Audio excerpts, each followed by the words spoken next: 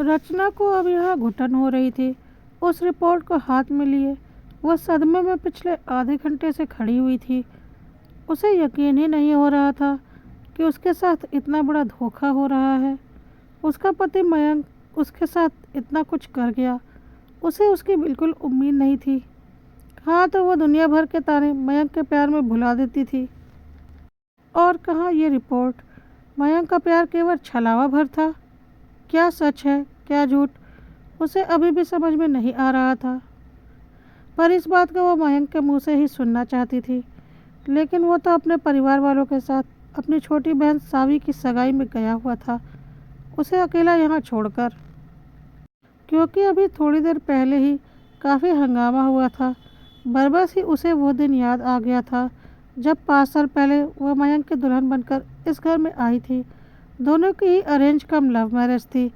Love marriage जब मजबूरी में अरेंज की जाती है तो जाहिर सी बात है ससुराल वालों के दिल में बहू को जगह बनाने में वैसे भी बहुत देर लगती है। शादी कर रचना जब ससुराल आई तो ससुराल में सास मालिनी जी, ननंद सावी, देवर सुदेश और पति मयंक ही था। घर में सास मालिनी जी का रुतबा था। मजाल है उनके सामने उनको दोनों बोटे कुछ कह जाएं। पर रचना ने अपनी तरफ से कहीं कोई कमी नहीं छोड़ी। अपनी तरफ से उसने हमेशा ससुराल वालों को खुश करने की कोशिश ही की। लेकिन ससुराल वालों को कभी खुश ना होना था, ना वो लोग हुए। और इस आग में घी का काम रचना के मां ना बनने ने पूरी तरह से किया। शादी के 2-3 साल तक वो और मयंक खुद ही बच्चा नहीं चाहते थे। लेकिन 1 साल पूरा होते होते ही मालिनी जी ने बच्चे की रट लगा दी। उनका बच्चे के लिए इतना मन देखकर आखिर मयंक फैमिली प्लान करने को तैयार हुआ। लेकिन काफ़ी कोशिशों के बावजूद भी रचना कंसीव नहीं कर पाई। इन्हीं कोशिशों में 2 साल और निकल गए। साथ ही साथ मालिनी जी के ताने और भी तेज हो गए जब डॉक्टर के कहने पर दोनों ने अपना पूरा मेडिकल चेकअप करवाया। पहले तो मयंक तैयार ही नहीं हुआ और ना ही मालिनी जी इसके लिए तैयार थी। उनके अनुसार तो कमी रचना में ही थी। बड़ी मुश्किल से मयंक राजी हुआ था। लेकिन जब रिपोर्ट आई तो पता चला कि कमी रचना में ही थी। हालांकि रचना ने रिपोर्ट नहीं देखी थी, उसने तो बस मयंक की बातों पर विश्वास किया था। बस तब से मालिनी जी ने मयंक की दूसरी शादी की बात शुरू कर दी। हालांकि मयंक कभी भी इसके लिए तैयार नहीं हुआ। उसने बच्चा गोद लेने के लिए भी कहा, लेकिन मालिनी जी तैयार नहीं हुई। अब तो देवर सुदेश की भी शादी हो चुकी थी और देवरानी नेहा ने 2 महीने बाद ही खुशखबरी सुना दी। बस फिर क्या था, तानों का वार और तेज हो गया। एक दिन ऐसा नहीं जाता जब मालिनी जी उसके दिल के टुकड़े टुकड़े ना कर देती। लेकिन हर बार मयंक उसके साथ खड़ा हो जाता। बस यही उसके लिए सुकून के पल होते थे। कुछ ही दिनों के बाद मालिनी जी ने रचना का कमरा ऊपर वाले फ्लोर पर कर दिया। साथ ही एक छोटी रसोई भी बनवा दी, ये कहकर कि वो रचना का साया नेहा पर नहीं पड़ने देंगी। आज देवरानी का बेटा भी 1 साल का हो चुका है। लेकिन मजाल है कि मालिनी जी ने आज तक उस बच्चे को रचना को हाथ तक लगाने दिया हो। आज सावी की सगाई थी, खास ननंद की सगाई थी, लेकिन यह बात उसे पड़ोस से पता चली। सुबह जब सब लोग घर से निकलने की तैयारी कर रहे थे तो रचना वहां पहुंच गई और सबसे पहला सवाल मालिनी जी से ही किया। मम्मी जी, आपने बताया तक नहीं कि आज सावी की सगाई है।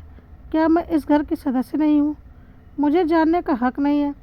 लेकिन मालिनी जी ने रचना की तरफ देखने की जगह मयंक से सवाल किया, तूने बताया नहीं इसे? इतने में मयंक रचना के पास आया। उसे ऊपर ले जाते हुए बोला, रचना अभी ये सब छोड़ो, चलो ऊपर चलो। नहीं मयंक, ये गलत है। मुझे पड़ोसियों से पता चल रहा है कि सावी की सगाई है। मैं भी तो भाभी हूँ उसकी। ले जाना तो दूर की बात है, मैं ये बात जानूँ, क्या ये मेरा हक नहीं है? इतने में मालिनी जी गुस्सा होते हुए बोली, आज खुशी का दिन है और मैं चाहती हूँ कि मेरी बेटी की झोली आशीर्वाद से भरे। अपनी बेटी पर तेरा साया नहीं चाहती थी, इसलिए तुझे नहीं बताया। माँ, अब बस भी करो ना, मैं रचना को लेकर जा तो रहा हूँ, फिर क्यों बोले जा रही हो आप? मयंक का रचना का साथ देना मालिनी जी को अच्छा नहीं लगा, तो वो मयंक को सुनाते हुए बोली, हाँ, तू ही साथ दे इसका। एक बार मेरी बेटी की शादी हो जाने दे, उसके बाद तो इसका इस घर से हमेशा हमेशा के लिए किस्सा ही ख़त्म करूँगी। मैं तेरी दूसरी शादी करवा के ही रहूँगी।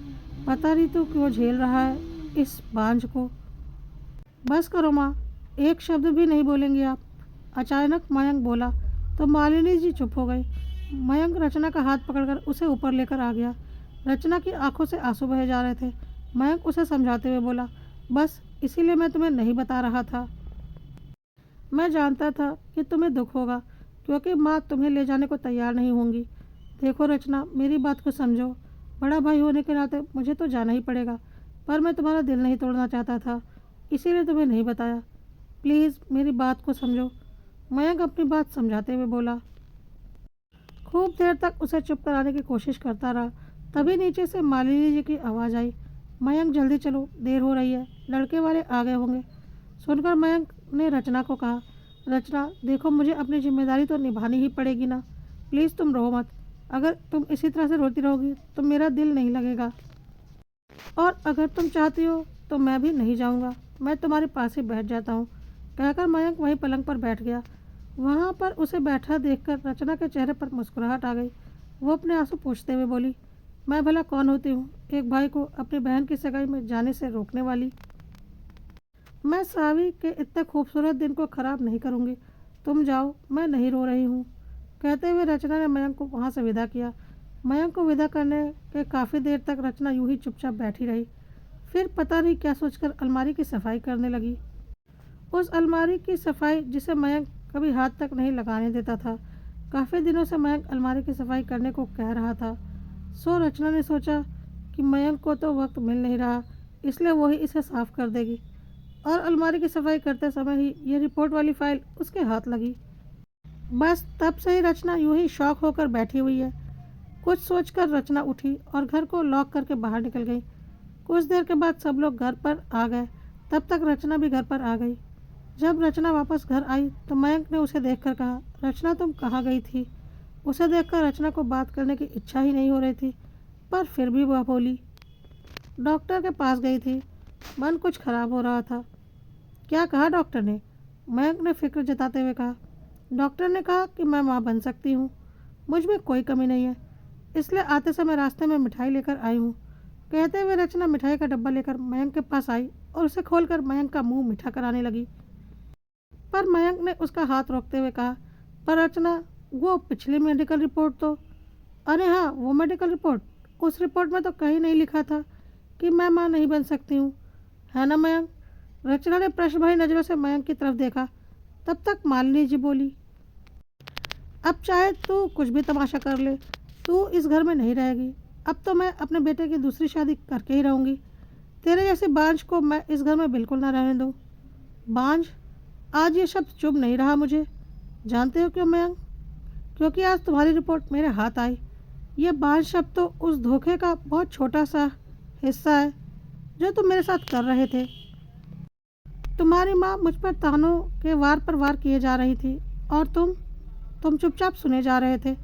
मुझे लगा था कि तुम मेरा साथ दे रहे हो, तुम मुझे अकेला कभी नहीं छोड़ोगे, लेकिन सबसे पहले अकेला तो तुमने मुझे छोड़ा। बस अब और नहीं। रचना, मुझे माफ़ कर दो, मुझसे हिम्मत ही नहीं हुई कि मैं सबके सामने यह सच्चाई बता पाता। मयंक कहते कहते चुप हो गया। तू क्यों उससे माफ़ी मांग रहा है? इसके जैसी बहुत आएंगी, जाने दे इसे। तेरे लिए एक से एक बढ़कर रिश्ते लाऊंगी। बिल्कुल लाइए माँ जी, बिल्कुल लाइए। अपने बेटे की दूसरी शादी करवाइए, पर उससे भी कुछ नहीं होने वाला, क्योंकि आपका बेटा ही कभी पिता नहीं बन सकता। रचना की बात सुनकर मालिनी जी ने मयंक की तरफ देखा। मयंक गर्दन झुकाए खड़ा हुआ था। मालिनी जी को समझते देर नहीं लगी कि आखिर मयंक किस बात की माफ़ी रचना से मांग रहा है। यह देखकर वो बात पलटते हुए बोली, बहू ठीक है, मयंक से गलती हो गई, अब तू क्या बात पकड़कर बैठी हुई है?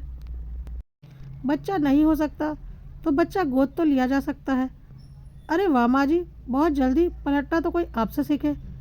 बहू बांझ है तो दूसरी बहू आ जाएगी, लेकिन बेटा बच्चा नहीं पैदा कर सकता तो बच्चा गोद ले लेंगे? क्यों? मुझे ये फैसला मंजूर नहीं। मुझे इस धोखे भरे हुए रिश्ते से छुटकारा चाहिए। कहकर रचना अपने कमरे में अपना सामान लेने चली गई। मालिनी जी ने उसे रोकने की खूब कोशिश की, पर रचना नहीं रुकी और आखिर ये रिश्ता यहीं पर ख़त्म हो गया।